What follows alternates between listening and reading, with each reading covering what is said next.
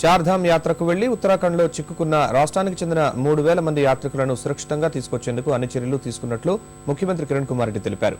దీనిపై అసెంబ్లీలో ఆయన ప్రకటన చేశారు. ఆర్మీ హెలికాప్టర్ల ద్వారా తెలుగు వారిని తీసుకురానున్నట్టు చెప్పారు. బాధితులను రాష్ట్రానికి తీసుకొచ్చేందుకు రాష్ట్ర ప్రభుత్వం అన్ని చర్యలు తీసుకుంటుందని సీఎం తెలిపారు.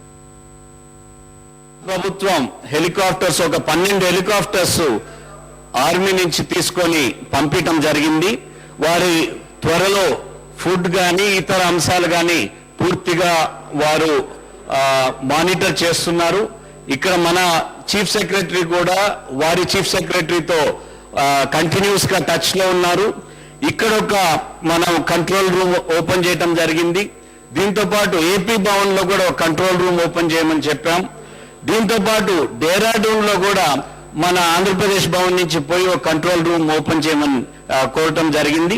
ఈ 3,000 మందికి కూడా ఎటువంటి ఇబ్బంది లేకుండా వెనకాలకి తీసుకొని వచ్చేదానికి రాష్ట్ర ప్రభుత్వం అన్ని చర్యలు తీసుకుంటా ఉంది.